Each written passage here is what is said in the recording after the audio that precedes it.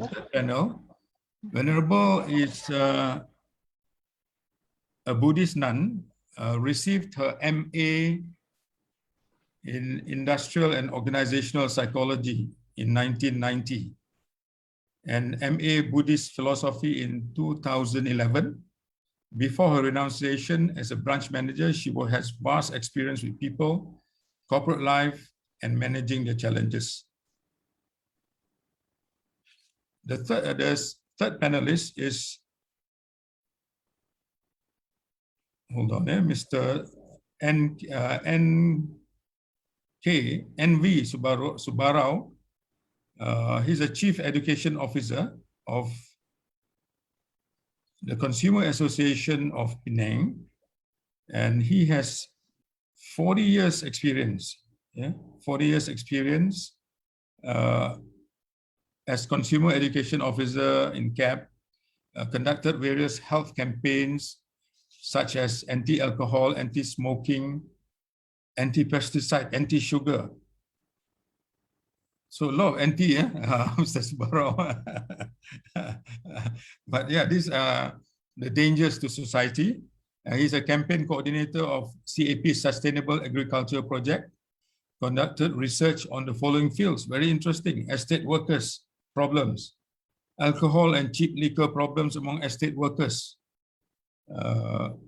gangsterism among youth, unhealthy eating habits among children, and sales of junk food in schools. So he has a load of experience, 40 years in CAP. So I think we will benefit very much from today's discussion. And with that, I would call upon our first speaker, our first panelist, Mr. Jason Leong. The screen is yours, sir. Thank you. Thank you, Jamal. Let me share screen first. Yeah, thank you so much for the opportunity to speak on this particular topic. Yes, indeed, I think Haji Jamal is very well put it very well just now. That I've been around most parts of the world. People say the grass is always greener on the other side. It's not true. After spending 15 years overseas, so it's time to come home. The grass is actually much cleaner, greener, purer in Malaysia. We are not perfect, but it is still the best place to be. Okay, tonight's topic is obviously something that is very hot and heating up, but there has been a lot of misperception and sometimes a deliberate conflation of certain narrative that causes to really go off focus. We are focusing on names and labels instead of the very substantive issue that should be looking at as a country. And we are talking about a big Malaysian family, Keluarga Malaysia. So a Keluarga Malaysia has to be a Keluarga that is healthy. Okay, let's look at the share screen there. This is from the government survey, and it mentions there very quickly, 11.8% Malaysians are drinking, and one out of two is binge drinking, and then it talks about 1 out of 10 is heavy episodic drinking, but this does not reveal the true situation. People want the numbers, so one of these numbers is this. Now, a lot of people will take issue with me on this particular number that I'm citing here. Alcohol consumption by race in Malaysia. Okay, so this is a source which I'm citing from a fairly old source. It is a medical journal of Malaysia, written an article and survey research done by T. Maniam in 1994. Now, you may say that it is obsolete, but I don't think so, because this particular source says that in his survey, 70% of Chinese consume alcohol. and 42% of Indians consume alcohol based on their respective population, and 11% of Malays consume alcohol. Now, compared to the government survey under the NHMS, or the National Health and Morbidity Survey by the Ministry of Health, says that only about 27% or 27.5% Chinese consume alcohol, and Indians about 18%, and Malays so 0.9%, hardly even 1%. I think if you do a very simple test, even among your friends, I asked 10 of my Chinese friends, I don't think 7 will say they consume alcohol. Probably all 10 will say, yes, we do. So it's 100%. In my sphere of influence, in my network, everybody do, including me, So the fact is that among the Chinese culture, it is a very cultural thing to take alcohol. So to look at the government survey and say it's about 30% Chinese, not very true. You can see it in every single Chinese wedding, all the yamseng that takes place.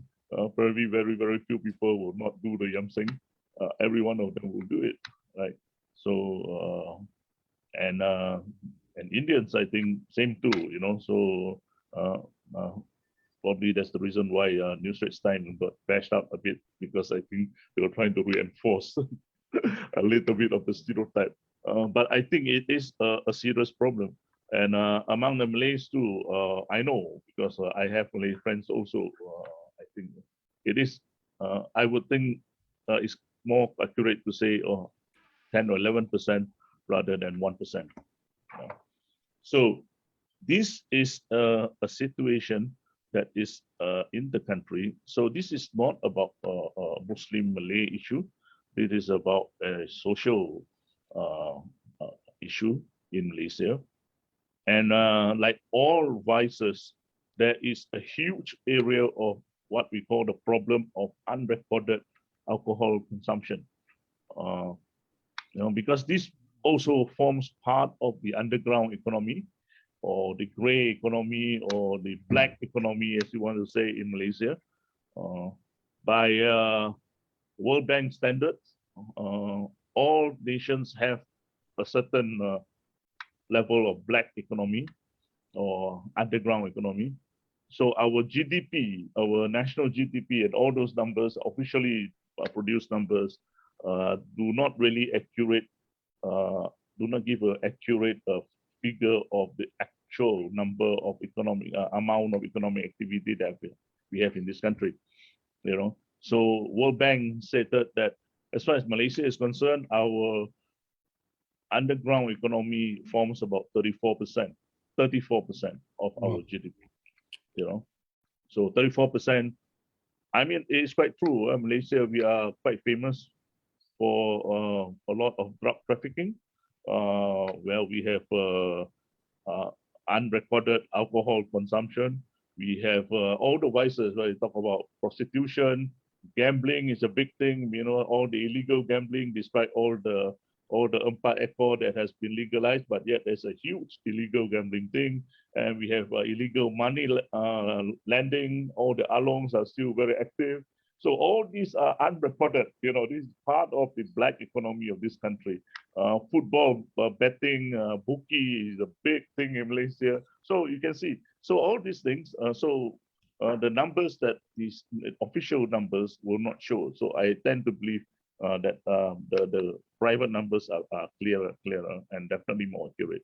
Okay, the other thing that is something a bit more concerned is about our own younger children, our younger generation, the teenagers.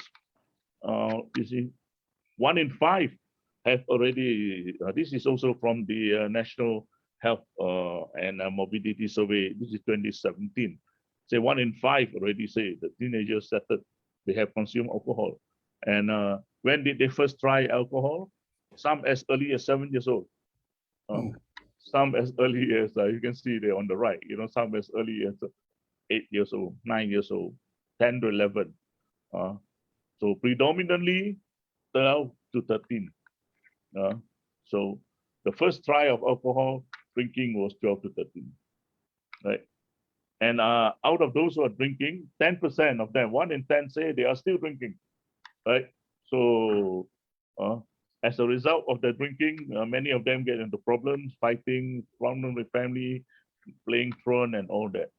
Now, the interesting thing is the other chart there with the circle, okay, we know that 1 in 5 of our kids are drinking. Now, where did they get it from? So the survey showed very interesting thing. 37% or 38% of them say, I got it from my family. Oh, So wow. now I would take it that most Muslim families will not have any stock of alcohol within the house. All right. So this has to be a reflection of Chinese families and Indian families who will have already stock of alcohol, something somewhere left in the house. So that is why it is so easy. And I think the parents also are not too hang up about it, just allow the children to drink, perhaps even encouraging them to drink. If not, why is it so easy? 38% of them say, I just get it from my family, my mom, my dad, I take it from the fridge. So now that's worrying, right? The other thing that even if they don't get it from the house, 27% of them are saying that I can buy it in a store, just like what Haji Jamal said, you can go to 7-Eleven, anywhere, AK Mart, there's so many 24 hours, you can actually get alcohol 24 hours in Malaysia. It's so simple, and then, so that is, you see, 38% plus 27% is already 60%. Plus another 16.9% say, if I can't get it from the store, I can get it from friends. Now this is also getting very serious because in some of the schools that I observe, because I do some work among the PTA, PIBG, and one of the complaints that is recently come up is that the Form 4 or Form 3 kids, 14, 15-year-old, they are pulling the money to buy the bottle of alcohol. So the bottle of alcohol costs 20 ringgit. 4 or 5 of them will just chip in 5 ringgits each, and they go and get a bottle and they share among themselves. So the price of alcohol needs to be regulated because we really need to push it really high. Just like cigarettes. At one time we have the 5 batang pokok, rokok kan. Everybody can buy. Even the kids were buying the 5 stick cigarette pack, and so easy. Just like now the cheap alcohol pack, 5 ringgit, you can buy already. You can get a pack. And the bottles are also cheap now, about 25 ringgit. So the regulation must talk about size of the bottle. I think there should be a minimum size, maybe 700 ml at least, or 1 liter. So you don't sell the small ones, and you don't allow the small packets. And so this is serious because at least among the Chinese, that's why I say the Chinese community must be really be educating their children about alcohol. Otherwise, a lot of things is going to go back at them. And at the end of the day, they find that they are the one responsible because the children got it from the family. Right. So here, another one. This is also from the National Health and Mobility Report in 2017. See? So just now we say, they were already drinking. 6% of them drinking already say that they were drunk before. Our children. These are our next generation. So 76% had the first alcoholic drink before age of 14, right? So there you are, 76%. It's huge. And that is a very young age. 14 is like Form 1, So now, so this problem has gone beyond just our own generation where we are now. This is now affecting our next generation. So the whole family is involved now. So the whole Malaysian, keluarga Malaysia is at stake, is under threat, is now under this kind of danger that is being surrounding us, right? Now, there is also an interesting report. This is from Singapore. Singapore survey talks about in 2014, they did the survey. They say in Singapore, there are about 66% of Singaporeans, which are what we call once in a lifetime drinker. That means maybe in my whole lifetime, I may have drank once or twice. but 32% of them are actually very regular drinkers. And out of the 32% who are regular drinkers, 10% have progressed into alcohol abuse. And out of that 32%, 6.9% actually became alcoholics, alcohol dependent, so totally addicted. And out of those who are in alcohol abuse, only 16% recovered. So more than 70% will never recover from this. And out of the 6.9% who lapsed into alcohol dependence or became alcoholics, only 7% recovered. So the chances of recovery, even for alcoholics, it is actually fairly low. As you can see, even as we talk about the Alcoholic Anonymous, AA, the AA movement throughout the world has been a huge movement. And mind you, I'm a Christian. The AA movement actually came out from two guys who were Christians who had a problem with alcohol way back in the United States, in Ohio, in 1935. And they decided that they needed to do something because they stayed sober for 6 months. And one of them is a doctor and said that let's try to do something to help other people who are all into alcoholism. And they started this thing. But of course, over the years, they decided to secularize all the teachings and the steps so that it can meet a wider population rather than just talk about Christian-based principles.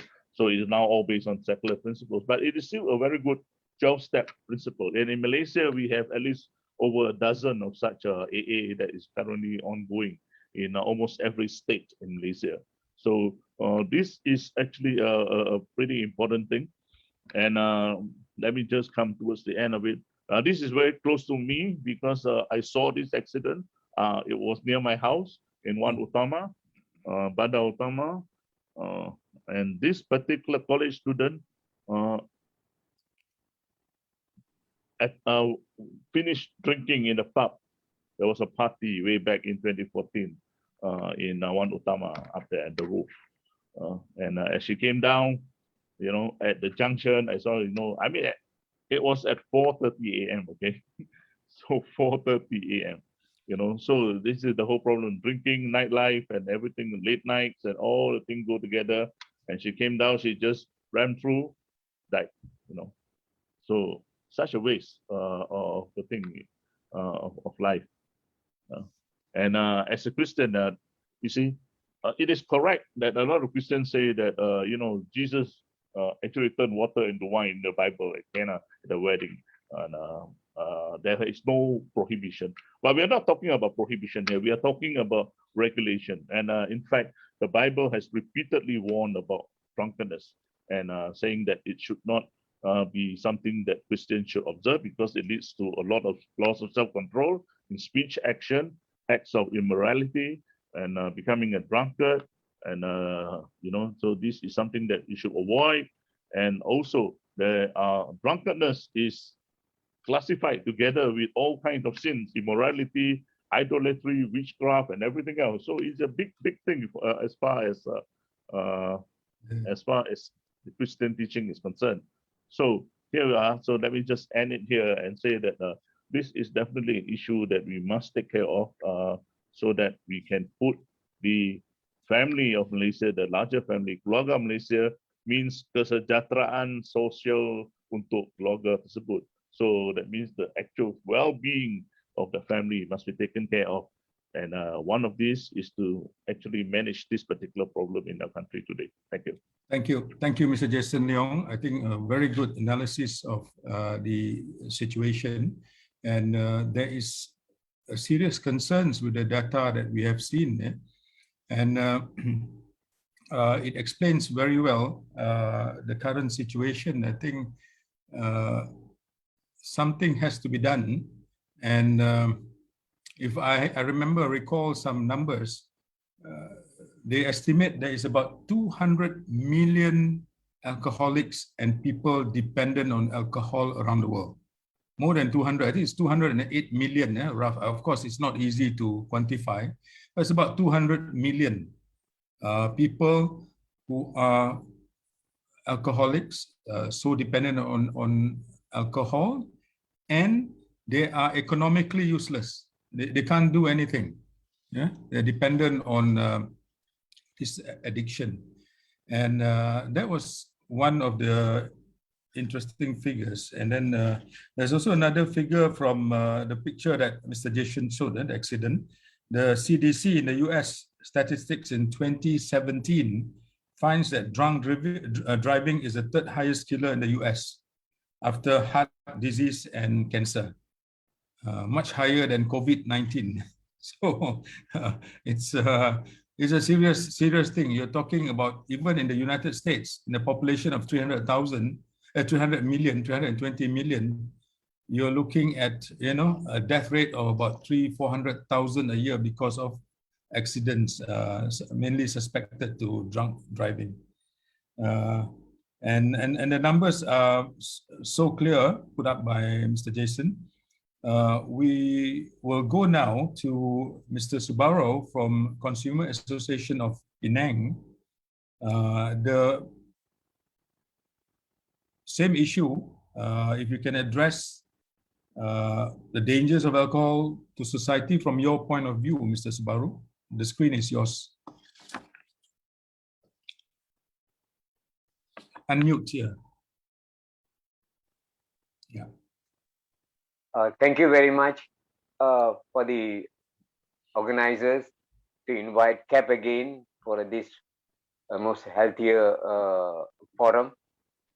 And I'd like to wish Happy Deepavali to all the Hindu viewers and also all Malaysian, because Jason said we Satu Malaysia Keluarga. And we are talking about alcoholism. Okay, this is a pamphlet that CAP produced, and CAP launched this anti-alcohol campaign in 1988 by the late Mr. S.M. Muhammad Idris. He is the man who gave us the bottom thumbs up. Subbarow, go into every community and talk about the alcoholism. And he's the one who launched this anti-alcohol, anti-smoking, and anti-gambling and everything. So in 1988, when we launched this campaign in our office with the Minister of Health, we get a lot of response from all the community, and this pamphlet in 4 languages was well received, and it's well read by not only the NGOs, also school, students, teachers, and also religious leaders. And Jason has said many things about the alcoholism. Yes, not, but nowadays it's not in the house fridge, because it's easily available. And you just go out. There is one supermarket. There's one cash and carry. There's 24-hour shop that you can buy. And for all information to everyone, alcohol, not necessary that you mention alcohol, it's come from beer, stout, whiskey, or brandy. No more alcohol in. Nobody touch. I know. I did a survey on this. I know young girls, 12 years old people, they drink alcohol. They're not buying beer and stout. They get alcohol from the fruit juice. There is a lot of fruit juice sold in the market which contain alcohol 6%. Easily you can, but they said orange flavor, they call barley flavor, nanas flavor, cocoa flavor, but they put on the label there alcohol volume 6%. And where they drink this, the last day of the school, birthday party, when they have a small gathering, they call this a cocktail, very nice name. They put all the ice cube and everything, and they serve to everyone. So each one of the students, either male or female or teachers or parents, they start drinking alcohol in the name of cocktail. And they think that they come home, they tell their parents, I drank orange juice, or pineapple juice. No, it has contained 6% alcohol. We raised the issue, but none of them hear about this. That's what Shamsudin has asked me. Why the government is not only the government, but where is the leaders? Where is the NGO leaders? Where is the politician? When we raised the issue about 33 years ago, it was horrible in plantation, among the fishermen, among the farmers. They drink this cheap liquor. That time it was in plastic. Yes, we are the one who raised the plastic ban, and we found this plastic samsu was inside the student's pocket. Then the government realized, oh, it's very cheaper, ban the plastic. But they did transfer into bottle. So there is 150 ml small size bottle. Still they can put inside the pocket. So instead of plastic samsu, now it's in the bottle samsu. And something asking me why no one government is not government bothered. Where is the lawmakers? Where is our state assemblymen? Why none of them spoke this issue in parliament or state assembly? I was going through all the state assembly.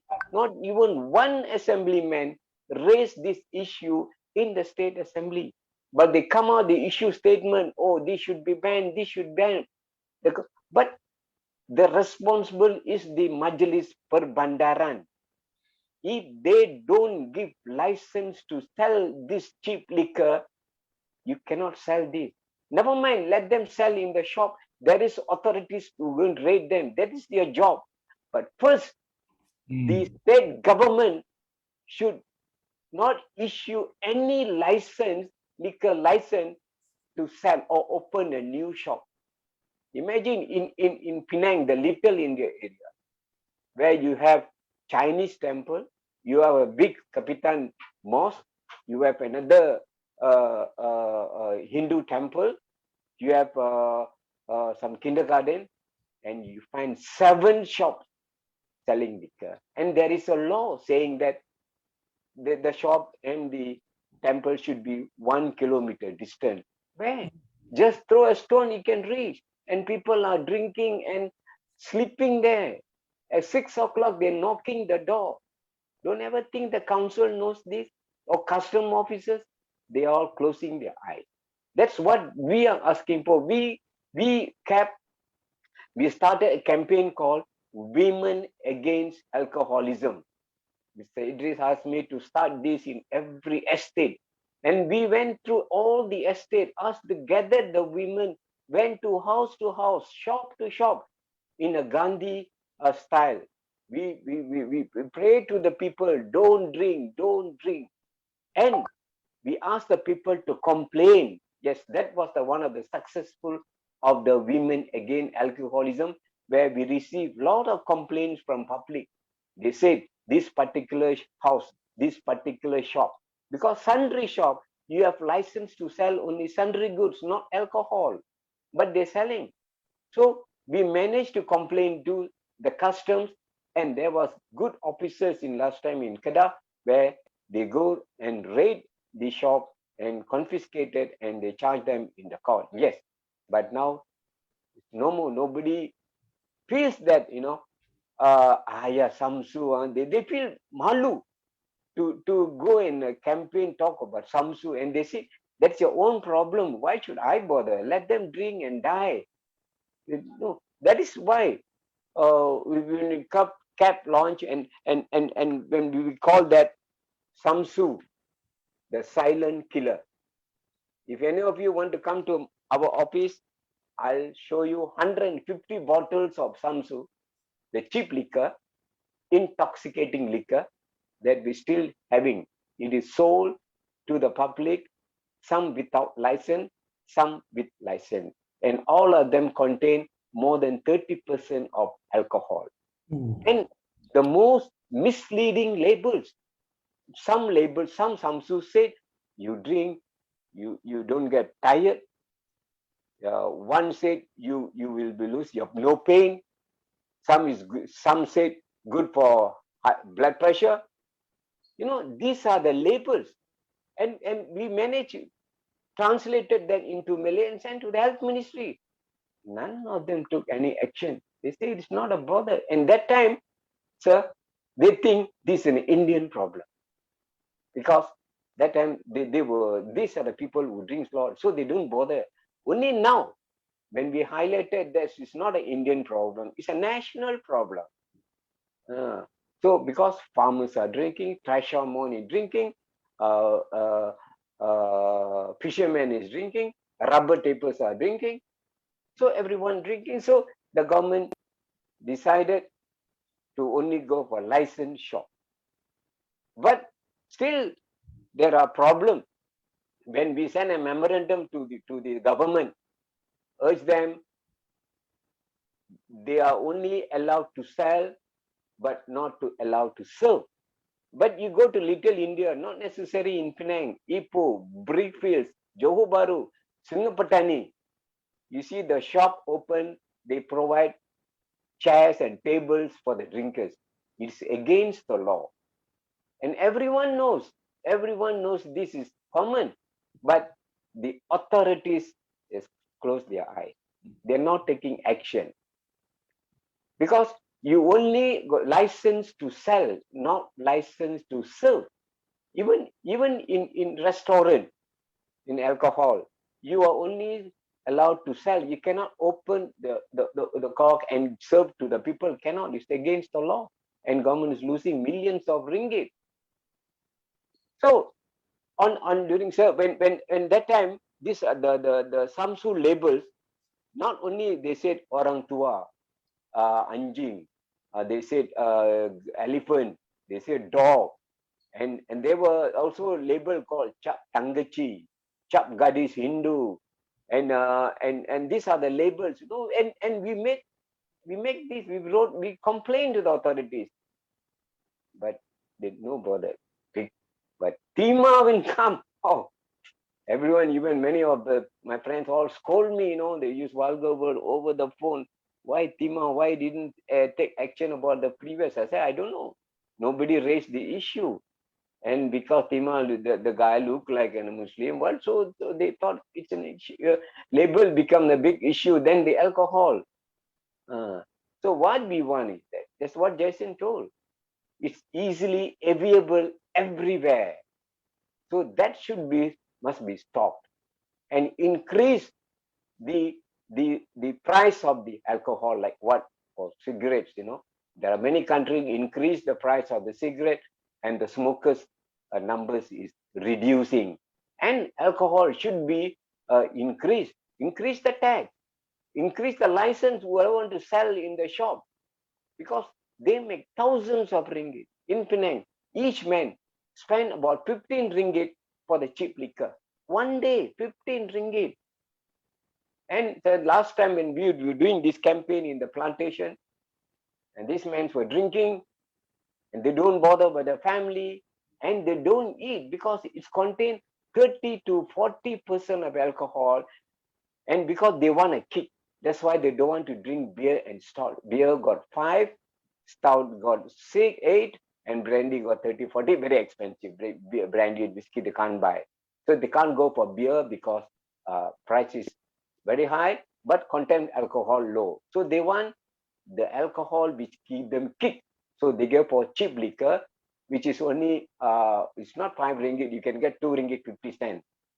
To 5 ringgit is very expensive, 2 ringgit, 3 ringgit. So they just finish one bottle.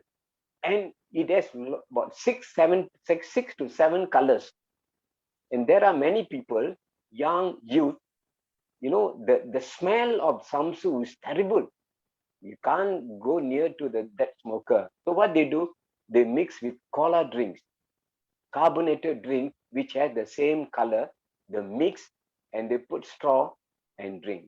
So they buy this bottle drink, they take a plastic bag, put the cola drinks or carbonated drink, they pour the Samsu and put the straw and drink, no smell. That is what youth are doing now.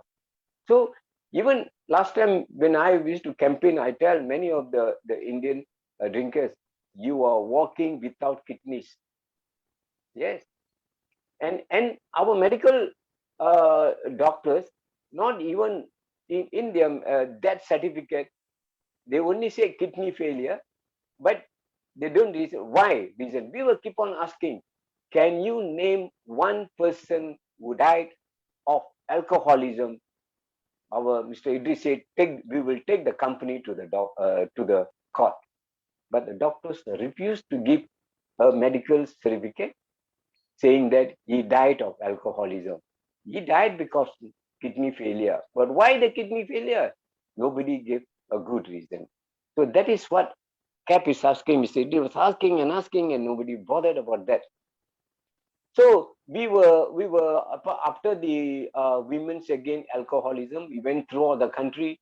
We went to the estates, in every estate, and we managed close down number of sundry shop in the estates where we spoke to the management. We told the management, this is the grocery shop.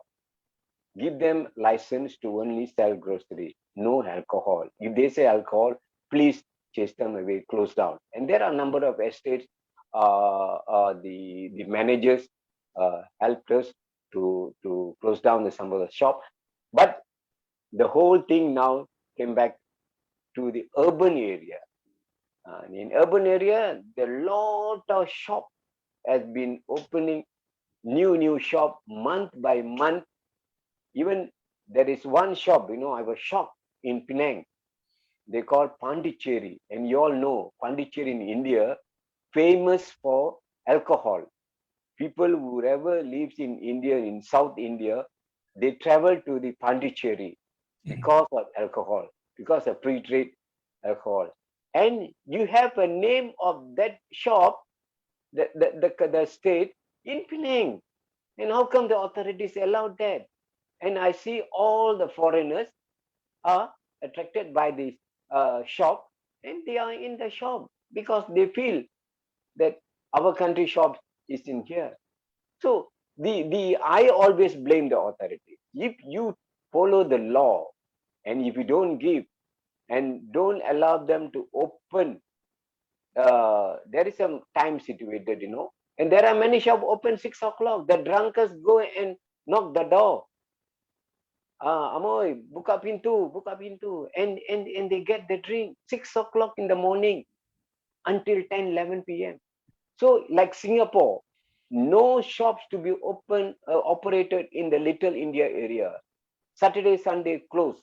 Festival area closed. And if you follow this kind of video, this is what we are not against.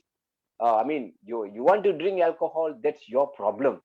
But if the authorities follow that rules, then you can reduce. That's what Jason said. Yes, 12:30, 2 o'clock, people died in the car accident. Why? Because they are in from the pub. And why you allow this? Why can't you make a law that drinkers are not allowed to drive after from the pub? Let them go by Grab, or let their relatives pick them up. Because you are not only endangering yourself, but you also killing other lives. No, we should worry about you. A lot of people died because of the alcoholic. So there are some people, when they talk of alcoholic, they get very angry. I don't know why they get angry. Maybe the media angry because they get advertisement from this alcohol company. Yes, if they put up a lot of stories, they don't get advertisement. We're not worried about that. But we, like what Jason said, the society, we are looking at the society, the healthier society we want. We doesn't want children alcoholic, and even they can't carry a small 10 kilo bag, because they don't have strength. So we want eat healthy foods and everything. And CAP will continue this anti-alcohol campaign. We don't touch only on one particular race or religion, because we used to campaign, we used to talk about danger of alcohol in every program, and we used to show them. Last time, so when I did a demonstration in front of 60 people, and about 20 of them alcoholic, and when I saw demo, they are scared, and they gave up touch the Samsu, because I took one Samsu bottle, which had about 50% of alcohol. I took an egg, boiled. After one hour, it's boiled. I was surprised. The spirit was there very high. So I told them, you drink this, you don't have your kidney. And they scared, they gave up. Some of them reduce, rather than drink every day, some drink only once in a week. At least we want to educate these people the danger of alcohol. That is what CAP requests. Thank you very much, sir. Yeah, thank you, Mr. Subbarow. Very, very experienced, detailed incidences of what is happening on the ground. And I noticed from your presentation, you're saying the authorities have actually a big part to play in controlling the abuse of alcohol, and also the sources, the sale. We go to the next panelist, Venerable Sumangala from the Ariya Vihara Buddhist Society.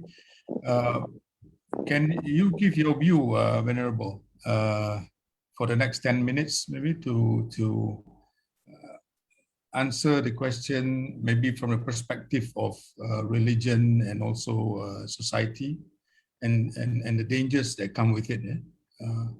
Venerable, the screen is yours.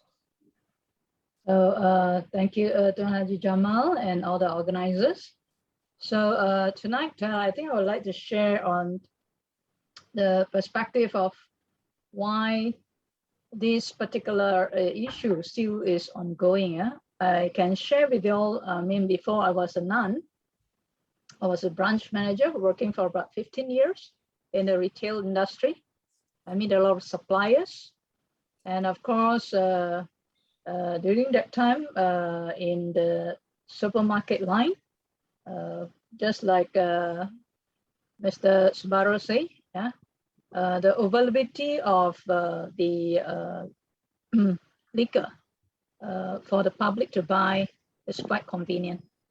And indeed, if you see in Malaysia culture, in whether from the indigenous up to all different cultural perspective, the liquor is something that quite socially accepted by a lot of people from the past until now, but they do not know the consequences and danger. They thought it's something common, in their life, and whether during a festival or during like wedding or those gatherings, it is quite common. From a Chinese background, I can see that from young, we were also exposed to all this, not until that we learn that, from perspective of the effect and the consequences of taking liquor can affect a lot of problems in our physical health, mental health, and also the spirituality. So as we can see that because it's so common and so socially accepted as it is, and from last time, I think compared to now, it becomes even more wider spread.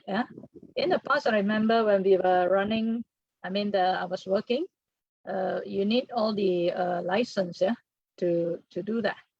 But I think now everywhere you go, whether to small, even any kind of shops, they can sell, and they don't have the license, and we can see that from the perspective of the authority, the law is there, but the enforcement is not there, the enforcement. So if you have a law and no enforcement, so, people will tend to take it for granted. And then on that note also, when we see that from the lifestyle, especially we know that in KL, I think, or compared to other states, the urban drinker is even more, and they think it is just like a lifestyle and a way of overcoming stress, and which is not true. But when you look at different area in terms of how the enforcement can be done, I did like teach meditation in different states, yeah. And I got to know that in Kelantan especially, yeah, I heard from my devotees, yeah, I said the state government only allow 5 center or 5 license that sell this liquor. And long time ago until now, still they just award 5 license until now. I heard from my devotees, but how true it is, I'm not too sure. But that is how they say. That's why you don't see much nightlife or people drinking so much because of that control, yeah. So, but of course, in KL or in big cities, we don't see all this. Yeah, we see everywhere people sell, and just like Brother Jason also mentioned, that anywhere, and they stock at home, and it takes encouragement, yeah, even from parents. The drinking is not like a problem, yeah. But in terms of like religion, we won't say because of religion we don't drink. But I think is the understanding, the education is very important, because the impact, just like, for example, when we say this impact of alcoholism in people, yeah. So when people actually start taking even the drinking, we know that it will affect their mental state, their health, and there are many actually consequences that will impact their own life, their work, and also their family. And just as we said, observing even this as a principles of life will help people from, having that kind of freedom, yeah, from danger, yeah, from animosity and from oppression. Because when a person drink, yeah, it can cause problems to their performance in their work, to their family life, and to their productivity, and also to their relationship. And this can cause a lot of family problems, yeah? And we are talking about Malaysian family now. And when we go to the unit of the family, this should be something that we have to really consider to encourage each and every one to understand the impact, the consequences that when each individual are not practicing well or not adhering to it, then if this education is not given to them, people will tend to take it as common because it's socially accepted, and they don't see any problem with that. So the education part of it, like just now Mr. Subbarow said, yeah, to let them know the impact. I think the education part is very important from very young. I think because in school, yeah, we don't teach all these basic, simple attitude towards what we eat, what we drink, and therefore people think it is normal. Yeah. So a lot of like, even like for example, for let's say temples and everything, we also encounter like, when the devotee comes, when they talk about the sharing, the first thing that normally we encourage them is to take the 5 Panchasila. Basically, one of them will talk about abstaining from liquor. And we explain to them why is it so that we have to abstain. And of course, in the Chinese community especially, we can see that during work, people drink, or they drink as a social gathering.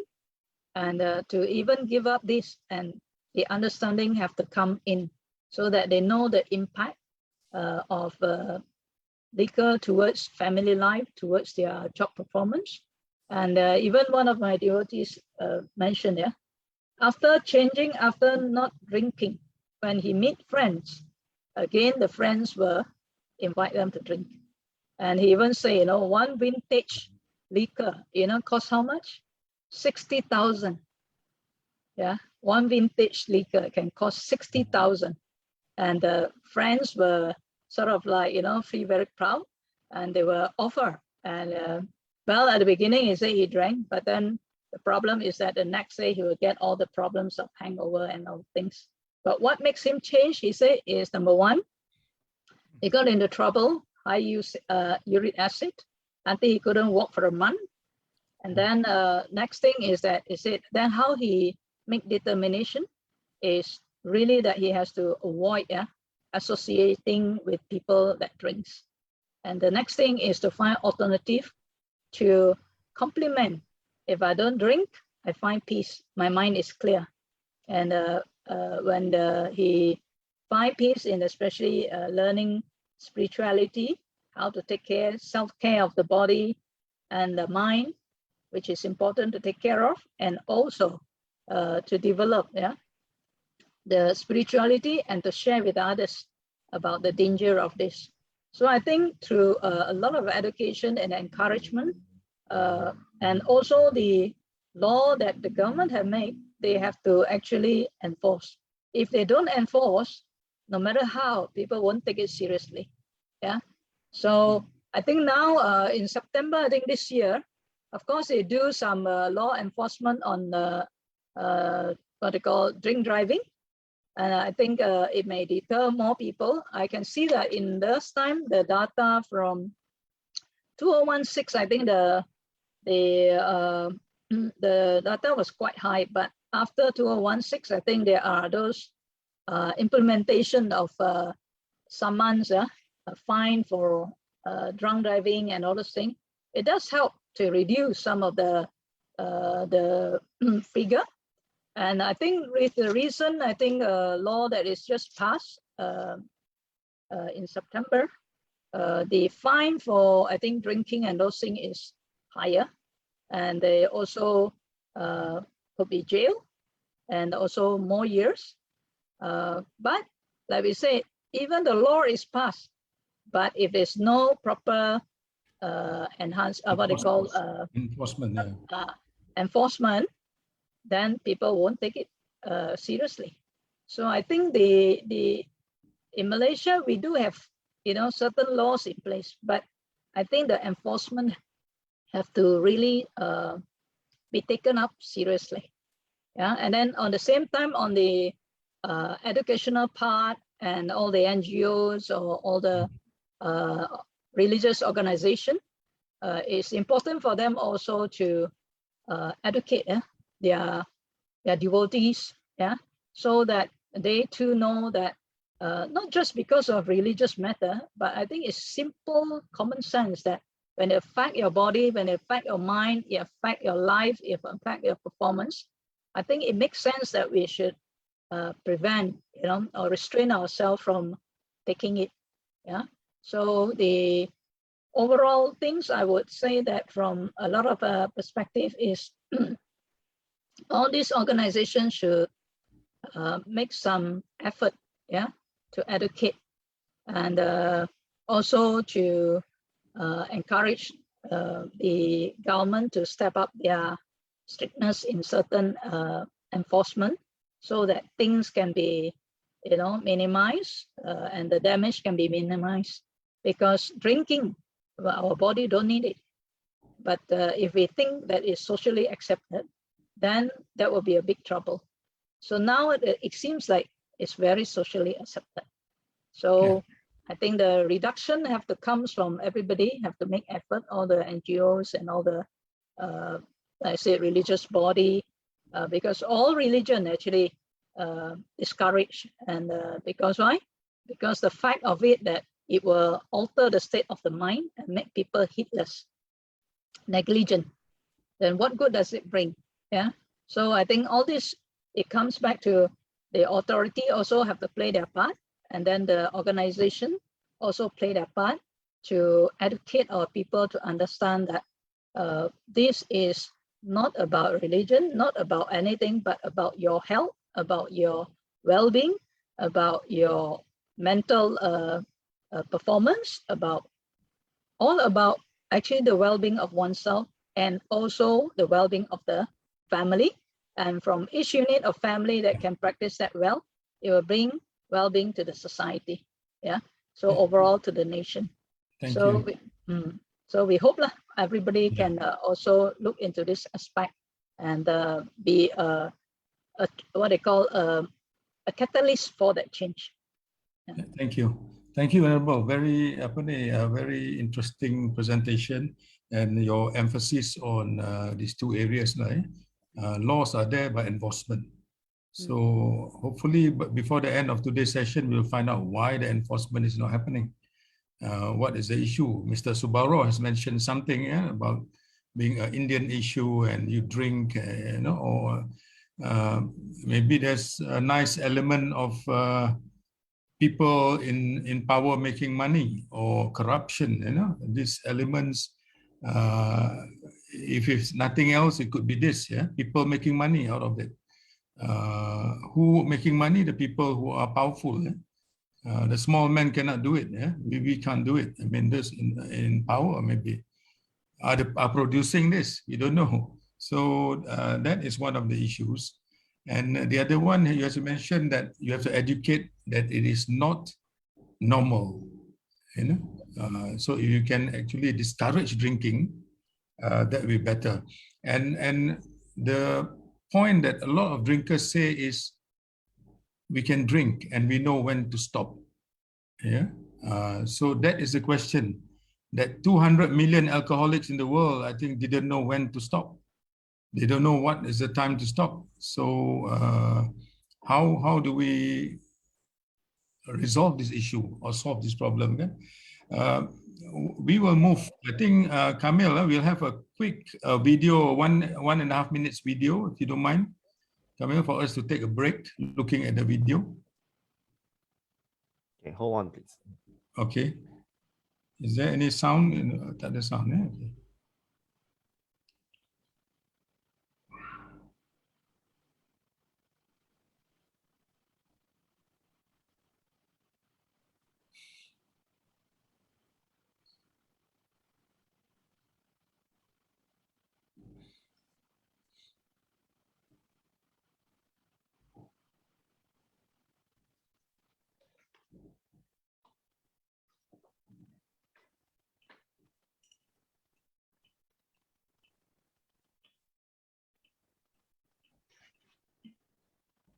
Any sound? Tak ada, no sound. Okay.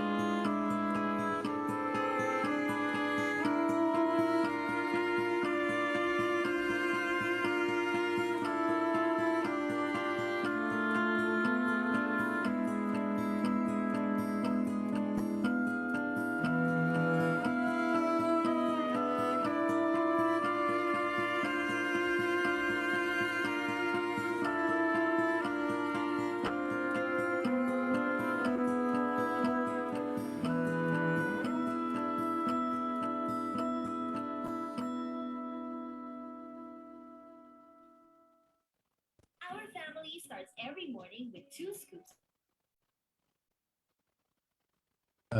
Video and just a brief explanation of the danger of alcohol to us. But I think I would use Mr. Subbarow's term.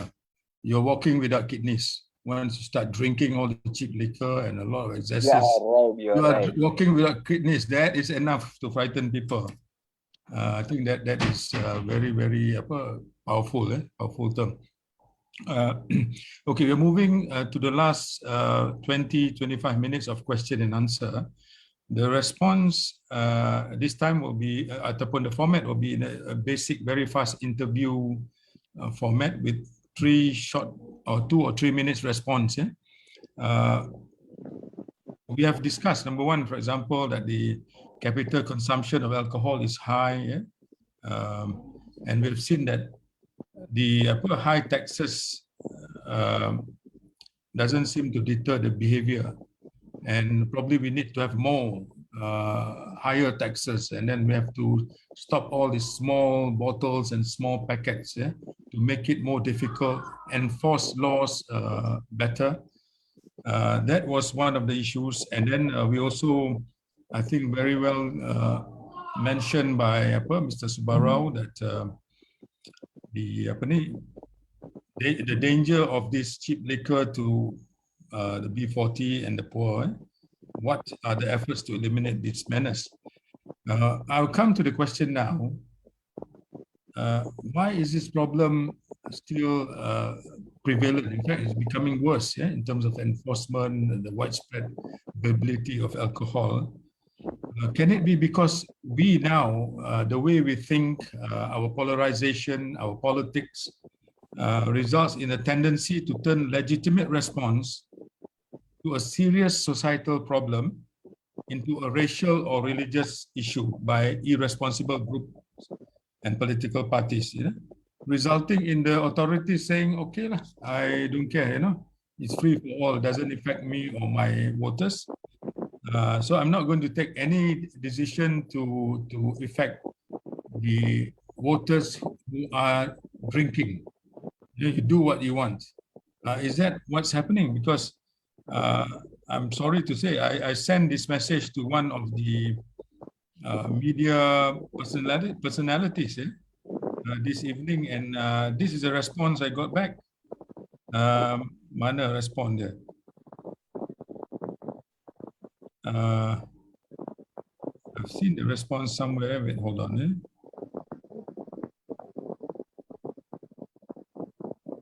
Okay, his response, very interesting. He says, I consider this anti-alcohol moves as an assault on fundamental liberties, state overreaching and crude way to impose the will of the social conservatives, you and I, on larger society. And then he continued to say that in Malaysia, the agenda is moralistic. It seeks to impose religious norms on believers and non-believers. It's a form of creeping social fascism. Fascism, Talibanization. Once you just talk about controlling or regulating alcohol, all this comes. It becomes a racial and political issue, religious issue, such that no clear enforcement, strong laws are instituted to limit and control. But when we see other nations, such as Canada, you look at New Zealand, you look at Singapore, even in Phuket, I remember, there was strict limitations because of the problems that have been created. Maybe Mr. Jason Leong, you want to start responding, please? Sure. Thank you, Tuan Haji Jamal. I think this is where I say sometimes when a heavy and important issue like this about the dangers of alcoholism has been sidetracked into conveniently, into a political issue with religious and racial undertones for the interest and self-interest of certain people with certain agenda. That is sad because every time you talk about the thing, you say, oh, it is about human rights, it is my fundamental liberty.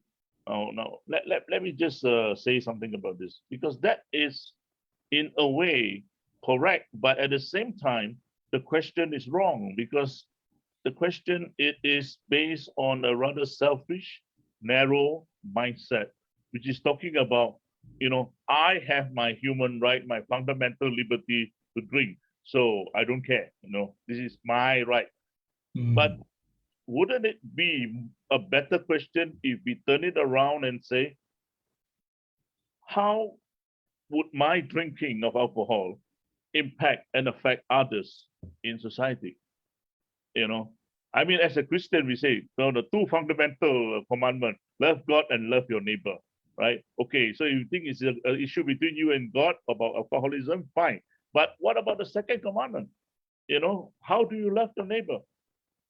By drinking a lot and then, you know, causing a lot of problems for not just your immediate neighbor, but everybody else in the country, you know, through so many things, the social problems and all that.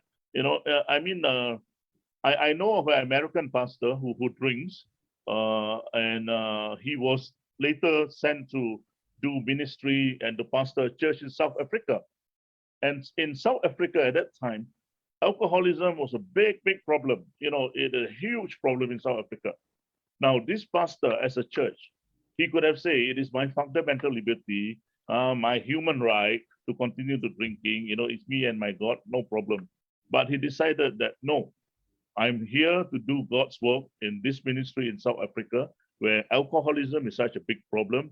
Even though I can drink, I will choose not to drink so that my ministry can become effective, so that I can tell the people, I can preach to the people and say, you know, don't drink alcohol because this is going to break up your families, your marriages and everything else. And we see that so clearly, even in today, not only in my church, in many churches, there is a special ministry for those who have problems with alcoholism.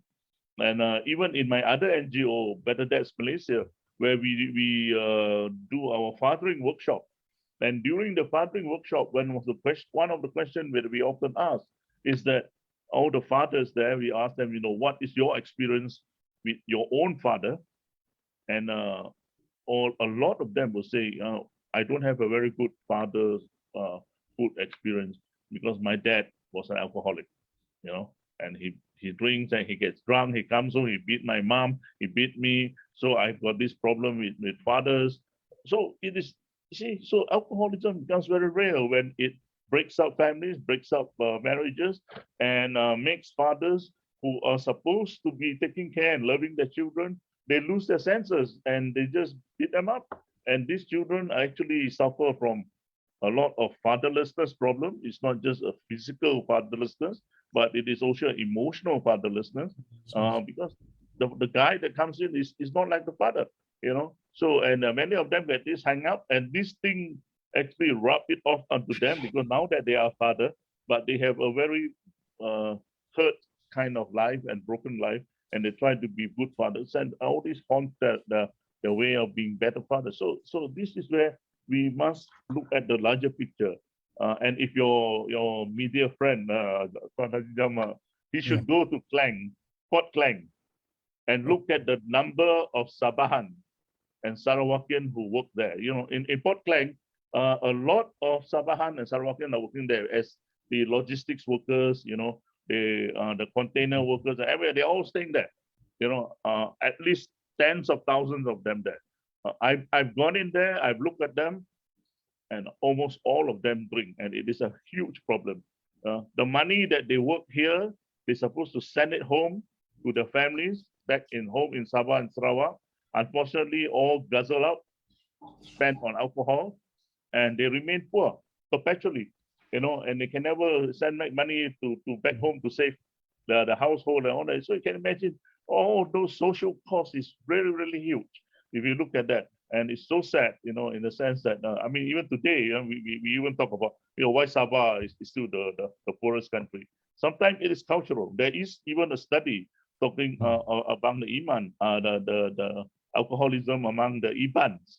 I mean, sorry to say, but that particular study seems to cite as high as 45%, you know, alcoholism, you know. Partly maybe it's the culture, it is the way of life, but if that is the culture and the way of life, I think sometimes there needs to be a time where we need to break it, you know. So to break the cycle, it is a vicious cycle because it doesn't all go well, you know, for our future generation. Listen, Brother Mr. Jason, just an additional, I've heard people from even politicians or politicians and member of parliaments are talking, when they talk about alcohol consumption, they're comparing it with being anti-business. Can we really compare that, you know? we don't want to be anti-business, we want to be pro-business, and that's linked to alcohol sales, which is when widespread, it leads to alcohol abuse. So what is your comment on that briefly? Yes. I mean, it will be sad and very narrow for one to say that there is only one business that we can do, that is alcoholism business. Surely there are much more opportunities, so many other business that we can do, that does not come with that social cost. It is a huge social cost that we have to pay. And that social cost is too much to bear, because it not only breaks up families, it destroys families, and it causes death. So there are a lot of business that we can do without having to bear this kind of cost. So it would be, really myopic of these politicians just to focus on that. I mean, that maybe signifies a huge influential lobby, from those in that particular industry, So there is no need to. I mean, there must come a time where the government must really regulate it and say that. Otherwise, we have shown some political will to regulate the tobacco industry. So I think let's show some political will also to regulate this kind of industry. There has to be a move somewhere. Otherwise, the government must take the lead. In life, not everything is about money and dollars and cents. There are many things in life that cannot be counted. And those things that cannot be counted, like love, happiness, contentment, satisfaction, fulfillment, all these cannot be counted, but they are more important. Fantastic response. Thank you very much. We move to Mr. Subbarow. There's a question from the audience. He says, to you, Mr. Subbarow, you want all alcohol prices to increase and increase the fee of licensing for those that sell all types of alcohol. Is it for all types of alcohol or just particularly on cheap liquor and samsu? Can you answer that? No, cheap samsu also, cheap liquor also as alcohol. So we want all the shops, because when we conducted a survey in Penang, the cheap liquor shops actually earning more than the other liquors, So they should be, the law should be equal to everyone. And sir, at your previous question to that was about the alcohol. According to professor from the University of Malaysia, Dr. Parameswara, you said alcoholism worse than heroin. It's in a drug addiction. So we don't want this politician, and also many. Suddenly, I see a lot of doctors, professors coming out in the media criticizing on the alcohol culture. We are not, that what Jason said. I know, because we doing a lot of consultation. I mean, people come and consult. The housewives come, and my husband is drinking. Don't want to give money to my children, my family. Where do I go? And there are a lot of children who cry.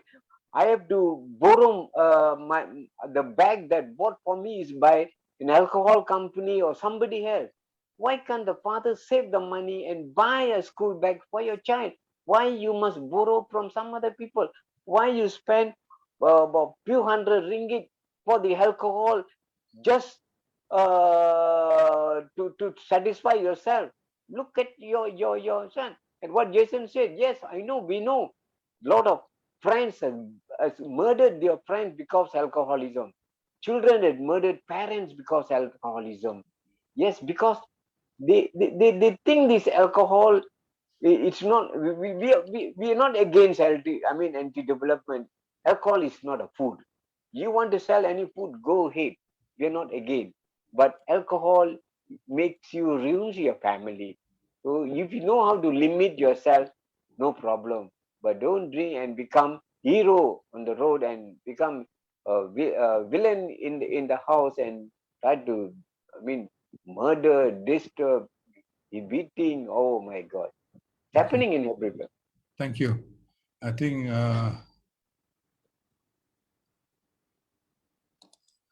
I'll get a tough question for Venerable. You're so calm, so I'm going to give you a very tough question. All religions stops ataupun bans intoxicants. And Brother Jason has explained about the slight variation in the Christian tradition. And Islam is very clear, you know. The ban on alcohol is very clear. It's in the Quran. Even during the time of the Prophet, the ban on alcoholism was in stages. Such was the addiction of alcoholism. It couldn't be banned immediately, you know. It took some time, over a period of a few years. And finally, there was a very clear ban. Okay. So when the religions are very clear in their in their position against intoxicants, why do we still have 70% drinking of Chinese, 42% of Indians, and 11% of Malays? Why is that happening? That's question one. Another tougher question, you were mentioning a lot of enforcement. Why is enforcement not working?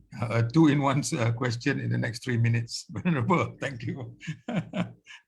Before we close, okay, inshallah. All right. I think the first thing I think we have to understand is that culture and tradition is stronger than religion. Yeah. So when people bring that culture and that kind of tradition that they have lived for long, in order to make them understand that certain culture may be good, we should adopt and live by it, but certain culture or tradition which is not good or wholesome or brings about troubles, we have to educate them to abandon it. So in, like I say, for example, the culture of drinking, you look at the indigenous is a culture, they make the tua or tapai, you know. Chinese culture, in the past also they make Chinese wine, I mean the wine, rice wine, and you see from different culture, they have this tradition of doing it. And then when we have the religion that comes in, it helps them to understand the impact that this culture that we have may not be actually that wholesome, that good for their well-being and their family well-being, because you can see now even all the explanation is that having drunk, you know, the mind just don't function properly. And if this is the way to go, then they will actually lose a lot of things, and their health, their money, and many other aspects. Yeah, not only reputation and the trust that people will, you know, give them also will be reduced. And there's so many different impact that is not good for them. So if we are able to give them this perspective, and in terms of like all the religion, and we keep emphasizing this for them to understand, then when they understand, I believe that when people understand, they will make changes. Yeah. But if you just say, you got to change, but how? And what is the support for the changes and the reason behind for the change? And why is it not so wholesome? So I think all this need a lot of encouragement so that they see the positive part of when they abandon this, it is for their good, for their family good, for the societal good. So then changes only can take place. Other than that, because it's so culturally and traditionally rooted, yeah, you ask anybody of the Chinese, like Jason said, everyone drink before, yeah. And why we forgo this? Because when we understand it brings harm more than good, yeah, then we will start to make changes and abandon the drinking. And because of that, then the mind can actually develop better. So this is one thing I think we need to again and again do the education of, yes, there are cultural, the tradition, but if it's not so healthy, why not we change? But we have to give them alternative of why is it so good that we can make that changes that helps the family, help themselves, and continuously when they do it, they can see their own performance increase the harmony in their family, and there are more results in their life. I think when people can see all these things, they will find that certain culture which is not so wholesome, they can actually forgo. This is one part of it. And on the second question just now, the enforcement, like we said, well, in principles of ruling, like we said, countries have a responsibility for formulating, implementing, monitoring, and evaluating public policies to reduce harmful use of anything, either drugs or alcohol or anything. But now I think we have a lot of scientific knowledge, information, research for our policymakers. Yeah, we can do it effectively and also cost effective. But why is not happening? I think we all know that to be able to make changes, we need the rightful, righteous, wise leader. So if the leader does not show that kind of leadership in helping to make this formulation, the implementation and monitoring and evaluation well, then the grassroots will have to do something to make that changes. If let's say we cannot depend on the leader, I think the rest of the grassroots leader should do something to make that changes, so that hopefully more and more people would understand and will make that move to make real changes. So I think particularly, of course, there are many areas that can be done, like regulating the marketing of alcoholic beverages to younger people, or restricting the availability of alcohol, or now of course the drink driving policy is very strict. So hopefully it deter some of the young ones and some of the urban personnel that they don't want to be, if drunk driving, they can be jailed. I don't think so. People want to go to jail just for drinking and then driving. And also continuous raising awareness for the public health problems, so that people are, like just now Mr. Subbarow said, so you're carrying basically a sick kidney around, and other things like probably like catchy kind of themes to really wake them up, and also I think the encouragement for their levels of approach to help them to in a family that which is suffering from this alcohol problem. I think they also need for the re-education. But I think the preventive measure is still the best, to prevent, it's just like when you have cause and effect. So you don't go for just curing the what they call sickness. So there's no end, because you just keep finding cure. But I think the prevention, once the cause is removed or reduced, then you will see the result, the effect will reduce.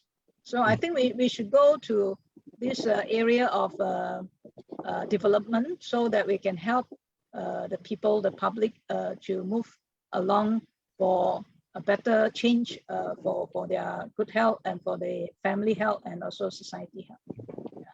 Thank you. Thank you, Venerable. Very much appreciated the presentation by all the three distinguished panelists. I would like to conclude, because we've already passed the time. Now it's 10:36. We got another 2 minutes. I'll conclude that alcoholism is not a religious or racial matter. It is a societal problem. All religions prohibit the consumption of intoxicating drinks or substance, especially alcohol and drugs, and the addiction for these two substances is the same. We were thinking of also inviting Dr. Jaswant Singh, but he's just gone to an operation from Sabah, and he couldn't be with us today. But I take some quotes from his newspaper report, and what he says is that more emphasis is needed to curb alcoholism. The government should put more emphasis on curbing the risk of alcohol abuse in an effort to reduce alcoholic in the country. Ministry of Health should highlight the negative effects of excessive alcohol consumption through advertisements, just like for other forms of health awareness campaign. We see advertisements for diabetes and other diseases, but there should be also advertisements on alcohol misuse, because it is a major problem in our society, as the panelists have confirmed, be it in the urban or the rural areas. Kementerian Kesihatan Malaysia has hospitals and health clinics in every district and kampung, so we should be able to train hospital and clinic staffs to pass the message down to the people. This is the message from Dr. Jaswant Singh. And we thank our honorable and distinguished panelists, Mr. Jason Leong, for your time, Mr. Subbarow and Ms. Subbarow, sorry. Yeah. I think one of my colleagues was asking what is the car that you drive, Mr. Subbarow? And also Mr. Venerable Sumangala, for your time. I mean, to give the views that is, I think, is very valuable. Our assessment of the issues were quite comprehensive, and actually the solutions are there from the presentations of the panelists and also in our Q&A session. I would like also to thank the viewers for your time, both on the limited Zoom and also the Facebook. In a few posts here, 3 or 4 posts, we have cross-post, and we hope that everyone has benefited. And we also thank the organizing team.